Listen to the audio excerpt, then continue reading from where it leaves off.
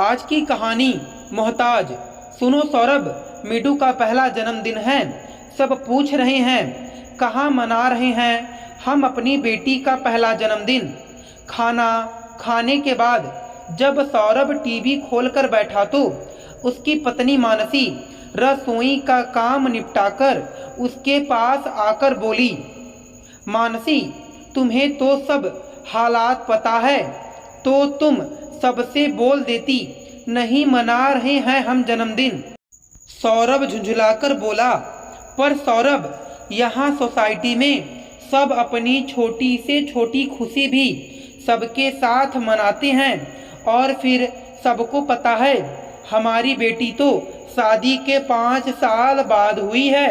हमने उनके होने पर भी कोई पार्टी नहीं की थी तो अब तो सब पूछेंगे ही ना। मानसी बोली, मानसी, दिखावे की जिंदगी है ये लोग खुशी नहीं मनाते बल्कि दिखावा करते हैं एक दूसरे को दिखाने को कि देख तूने इतना पैसा खर्च किया, मैंने इतना। तुम जानती हो हमारी स्थिति अभी दिखावे की नहीं है। अभी 6 महीने हुए हैं, मुझे दोबारा नौकरी मिले सारा पैसा किस्तों में ही चला जाता है। अब मिडू के जन्मदिन के दिखावे के लिए मैं फिर कर्ज लूं, ये मुझसे नहीं होगा। सौरभ बोला। मानसी सौरभ की बात सुन चुप रह गई। सौरभ गलत भी नहीं कह रहा था। दिखावे के चक्कर में 50 से 60 हजार फूंक देना समझदारी तो नहीं है, वो भी तब जब पैसे की तंगी पहले से है। कितना अच्छा था आज से करीब 2 साल पहले जब उसे पता लगा था 4 साल के इंतजार के बाद वो माँ बनने वाली है। सौरभ और उसने कितने सपने देख लिए थे कि एक ही रात में कि बच्चा होने पर वो ये करेंगे वो करेंगे, पर अचानक उनकी खुशी को ग्रहण लग गया। जब 2 दिन बाद सौरभ ऑफिस से लौटा, पता लगा उनकी कंपनी घाटे में चल रही है, जिससे कंपनी में छटनी की जा रही है और निकाले गए कर्मचारियों में सौरभ का भी नाम था। मध्यम वर्गीय नौकरी पेशा इंसान के लिए नौकरी जाना मानो सपने के टूट जाने सा होता है। घर की किस्त, अपने खर्चे, आने वाले बच्चे के खर्चे कैसे होंगे, ये सोचकर ही सौरभ और मानसी परेशान हो उठे। उस वक्त उनका सहारा बने मानसी के गहने।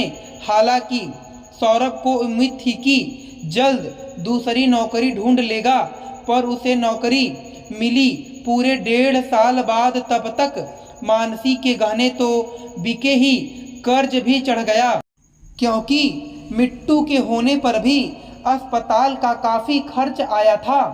तब उन्होंने मिट्टू का नामकरण बहुत साधारण किया था, ये सोचकर कि नौकरी मिल जाएगी तो पहला जन्मदिन धूमधाम से करेंगे। हालांकि इस बीच सौरभ ने तो छोटी मोटी नौकरी भी की कोशिश, पर वो भी संभव ना हो पाया। अब भी उसे पहले से कम तनख्वाह पर नौकरी मिली थी, जिससे कर्ज की किस्त और खर्च ही निकल पाते थे। ऐसे में जन्मदिन का खर्च वो नहीं निकाल सकता था। इंसान छोटी छोटी खुशियां मनाने को भी कितना मजबूर हो जाता है। कभी कभी ये सब सोचते सोचते मानसी मिट्टू के पास आ गई उसे सुलाने। क्या खुशियाँ सिर्फ दिखावे से ही मिलती हैं? क्या थोड़ा सा दिमाग लगा छोटे पैमाने पर खुशी नहीं मनाई जा सकती? यही सब सोचते सोचते मानसी के दिमाग में एक आइडिया आया। सौरभ, हम मिट्टू का जन्मदिन मना रहे हैं, तुम्हें अपने जो दोस्त बुलाने हैं उन्हें न्योता दे देना। अगली सुबह मानसी सौरभ से बोली। सौरभ ने कहा, मानसी फिर वही बात? बोला ना, मैं इतना खर्च नहीं कर सकता तुम्हारे दिखावे के चक्कर में। सौरभ बोला, फिर तुम्हें कौन कह रहा है ज़्यादा खर्च करने को? क्या खुशियाँ बड़े होटल में पार्टी करने से ही हासिल होती हैं? मानसी मुस्कुराते हुए बोली। फिर उसने सौरभ को अपना आइडिया बताया। तुम क्या यह कर पाओगी? सौरभ बोला। फिर दोस्तों, हाँ, बस तुम्हारा थोड़ा साथ चाहिए, मानसी मुस्कुराते हुए बोली। तो सौरभ भी मुस्कुरा दिया। लेकिन सबको रिटर्न गिफ्ट भी तो देने होंगे। अब जब सबके यहाँ से हमें मिले हैं गिफ्ट, तो हम यूं ही तो नहीं भेज सकते सबको। सौरभ कुछ सोचता हुआ बोला। तुम उसकी चिंता मत करो और ऑफिस जाओ, ये सब चिंता मुझ पर छोड़ दो, मानसी बोली। सौरभ के जाने के बाद मानसी ने सामान की लिस्ट बनाई, फिर सबको फोन कर दिए। जन्मदिन में अभी 4 दिन थे। मानसी को इसी बीच तैयारी करनी थी। मिट्टू के जन्मदिन से एक दिन पहले मानसी की बहन, भाभी और ननद आ गईं। उन्होंने रात से ही तैयारी शुरू कर दी। सुबह होते ही सौरभ, मानसी का भाई और उसके दोस्त अपने काम पर लग गए और मानसी सब औरतों के साथ अपने काम पर। शाम में सोसाइटी की छत पर अलग ही रौनक थी। दिवाली की बची हुई लाइट और गुब्बारे से छत जगमगा रही थी। एक तरफ खाने की तैयारी की गई थी, दूसरी तरफ केक काटने की। सामने स्पीकर पर गाने बज रहे थे और नन्हे नन्हे बच्चे थिरक रहे थे। वाह मानसी, तुमने तो अलग ही समा बांध दिया।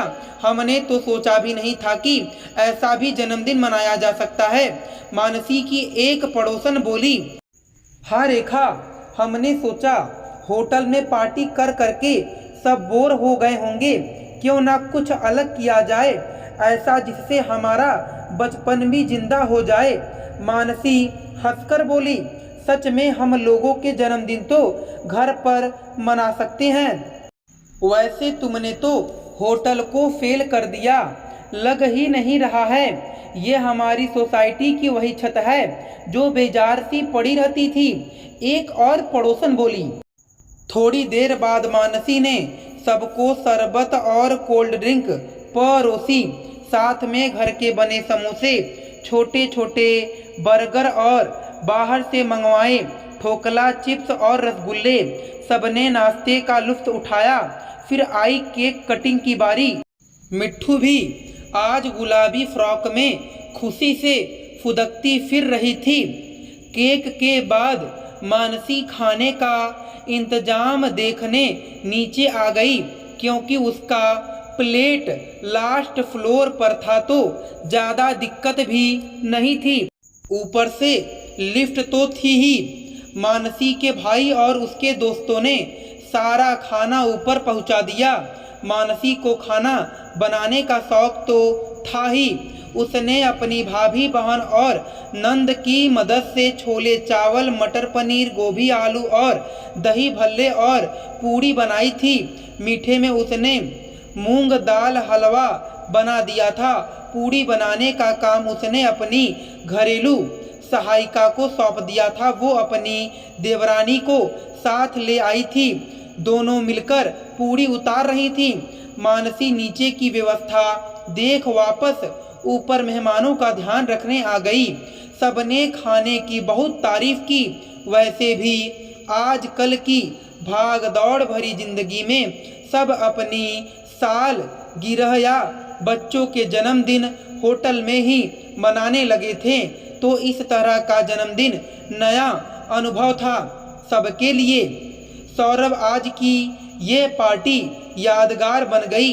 तुम्हारी वाइफ के हाथों में तो जादू है। सच में बहुत अच्छा खाना बनाया था, मज़ा आ गया। सौरभ के बॉस ने जब ये कहा तो सौरभ प्रसन्नता की दृष्टि से मानसी को देखने लगा। मानसी, आप इतना अच्छा खाना बनाती हैं, आप अपने घर से क्लाउड किचन क्यों नहीं शुरू करती? हम जैसे खाना बनाने से बचने वालों लोगों को इससे बहुत मदद मिलेगी।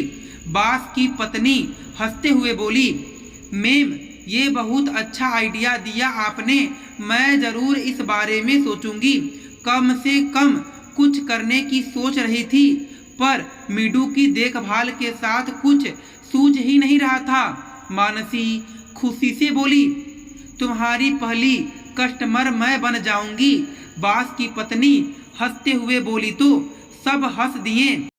अब पार्टी अपने अंतिम पड़ाव पर आ गई। सबके जाने का समय हो रहा था तो सौरभ मानसी को देखने लगा। मानसी उसे देख मुस्कुरा दी।